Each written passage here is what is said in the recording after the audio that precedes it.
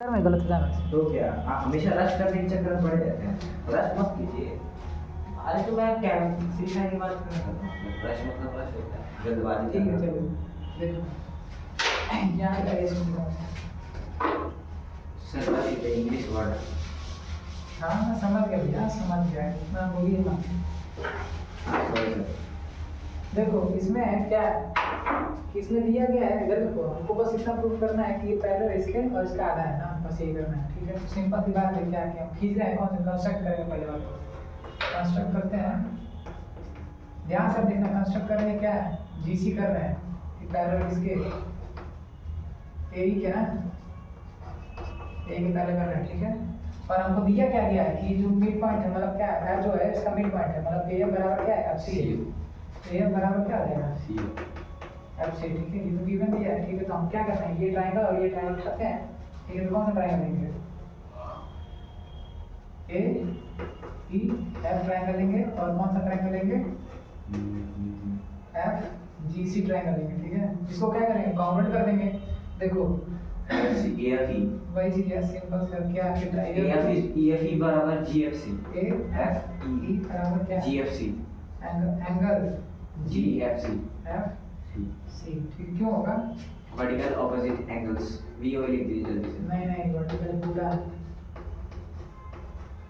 ये opposite angles slits angle. ठीक है हो गया। फिर देखो साइड ए बराबर क्या हो जाएगा सी हो जाएगा क्या हो जाएगा ए बराबर सी एफ बराबर C F is the midpoint of A C क्या हो जाएगा फिर ना midpoint of or midpoint of A C. ठीक है तो अब फिर एंगल मिल जाएगा कौन सा ये एंगल पूरा हो जाएगा इसके अल्टरनेटली रेज angles A E angle A A F बराबर हो जाएगा किसके एफ सी जी एफ सी जी सी जी क्यों हो जाएगा alternate interior angles alternate interior angles interior angles ठीक है फिर क्या रहेगा कॉन्ग्रुएंट हो जाएगा किससे होगा side angle side angle side से। ठीक है तो क्या हो जाएगा ई सर एंगल साइड एंगल से होगा मतलब कौन सा प्रूव कर ट्रायंगल ये वाला क्या लिखेंगे ए ई एफ कॉन्ग्रुएंट होगा किसके F G C F G से। ठीक है एंगल साइड एंगल तो किससे होगा एंगल साइड एंगल से कॉन्ग्रुएंट से हो जाएगा। ठीक है सर आप साइड एंगल साइड पे कहाँ से आई डोंट हैव एंगल्स ना आपने कहा था। ठीक है तो क्या लगाया जी सी। ठीक ना खत्म हो गया। अब देखो आप कर सकते हैं यहाँ से कि यहाँ पे कर सकते हैं कि ये बराबर क्या है जी एफ कर सकते हैं देखो सी सी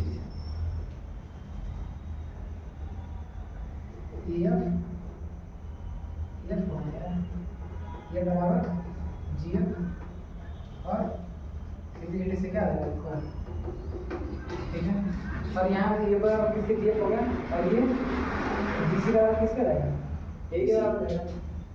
सब मान सकते हैं ये भी तो सकता है जी बराबर क्या रहेगा ए एफ ए के बराबर ए के बराबर क्या रहेगा जी सी हो जाएगा।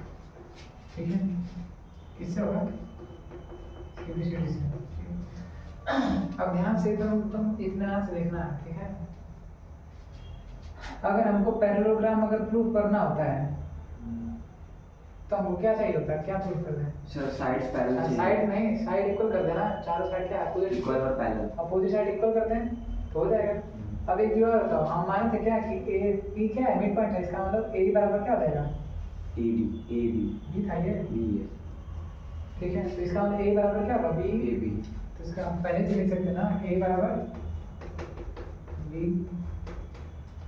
मिड पॉइंट का मतलब क्या है कि आधा आधा भागों में बढ़ रहा है। ठीक है जिसका मतलब ए बराबर क्या लिख सकते हैं बी। अब देखो यहाँ से प्रूव कर सकते हैं अपोजिट है अपोजिट क्या करना है तो साइड पैरेलल क्या करना है इक्वल करना है।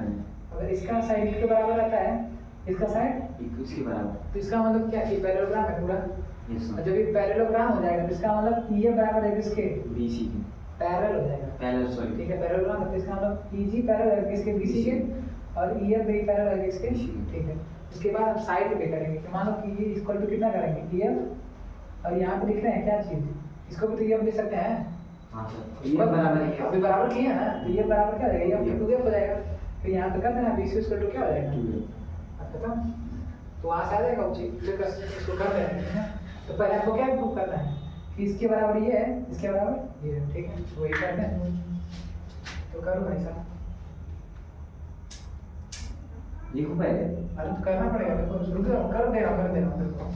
यहाँ पे देखो ई एफ इसका कितना है, ई एफ इसका ये था ना, तो इसका मतलब ये बराबर इसके, ठीक है। ध्यान रखना ये बराबर है किसके, इसके, और ये बराबर है किसके, इसके, ठीक है। इसका मतलब ये भी बराबर है किसके, उसके, ठीक है। तो गिवन कर देंगे कि यहाँ पे देखते हैं, यहाँ पे ठीक है कि अगर ए बराबर है किसके, बी के, और बी बराबर है किसके, जी सी के, ठीक है। तो इसका मतलब नहीं ए ही बराबर है ना, देखो ए ही बराबर है किसके, जी सी के, ठीक है।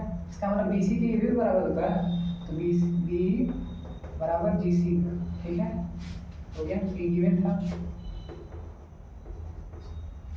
समझ रहे हो कैसे हुआ है। ये बराबर था इस वाले साइड पे, और ये बराबर हो गया इसके साइड के, तो ये भी तो बराबर, मान लो समझो ऐसा कि 3 सेंटीमीटर ये था, तो 3 सेंटीमीटर था, ये 3 से इसके बराबर, उसका मतलब ये भी कितना होगा 3, तो ये भी तो इसके बराबर होगा कि नहीं। तो वही चीज समझा रहा हूँ यहाँ पे, ठीक है, वही चीज है, ठीक है। तो बी इसका क्या है, बी सी, और हम क्यों उसको ले रहे हैं बार बार, क्योंकि हमको अपोजिट क्या करना है, प्रूव करना है कि इक्वल है, तभी पैरेललोग्राम आएगा ना, तभी वहाँ से कैसा आएगा कि पैरेलल होगा, समझे बात को। इसका मतलब अभी एक प्रूफ हो गया, ठीक है। एक और प्रूफ करना है, कौन सा, ये वाला और ये वाला बराबर करना है ना। हाँ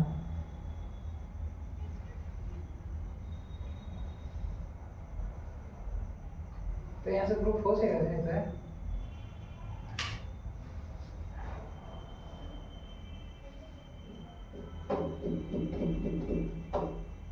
अच्छा देखो एक साइड पैरेलल क्या हो गया, एक साइड ये हो गया, और पैरेलल भी तो हो जाएगा, ये पैरेलल खींचे थे ना, खींचे थे ना, तो इसका मतलब क्या रहेगा, देखो एक साइड प्रूफ हो जाएगा, और ये पैरेलल हो गया, देखो बी पैरेलल है किसके, जीसी के, ये माने थे ना, ये माने थे पैरेलल था ना। तो इसका मतलब क्या है कि अगर पैरेललोग्राम कब होता है कि अगर मान लो एक साइड पैरेलल कर दें और उसी साइड में क्या करते हैं, इक्वल भी करते हैं, तो पैरेलल, हाँ, तो इसका मतलब पैरेललोग्राम होगा। तो इसका मतलब देख सकते हैं यहाँ पे क्या है कि जो ई बी सी और जी है वो क्या है, इज अ पैरेललोग्राम, पैरेललोग्राम,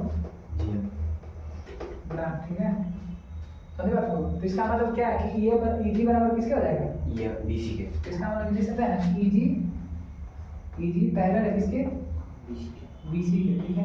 इसका मतलब देखो ये देखो ईएफ भी पैरेलल होगा किसके, जीसी के, यहाँ पे लिख सकते हैं कि ईएफ बराबर बीसी पैरेलल किसके, बीसी के, ठीक है।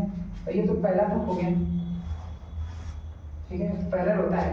अब पैरेलल होता है तो क्या होता है, देखो बीसी बराबर, तो ये भी होगा ना, बीसी बराबर किसके होगा, ईजी के, क्योंकि पैरेललोग्राम था ना, तो क्या हो जाएगा, अपोजिट साइड क्या होता है, इक्वल होता है। तो बीसी बराबर ईजी के, ठीक है, क्यों होता है, half BC side of parallelogram, ठीक है।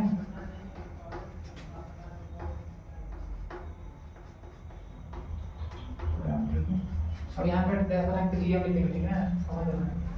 अब देखो BC इक्वल टू क्या, AG देखो BC इक्वल टू AG पूरा, ठीक है, पैरेललोग्राम था ये।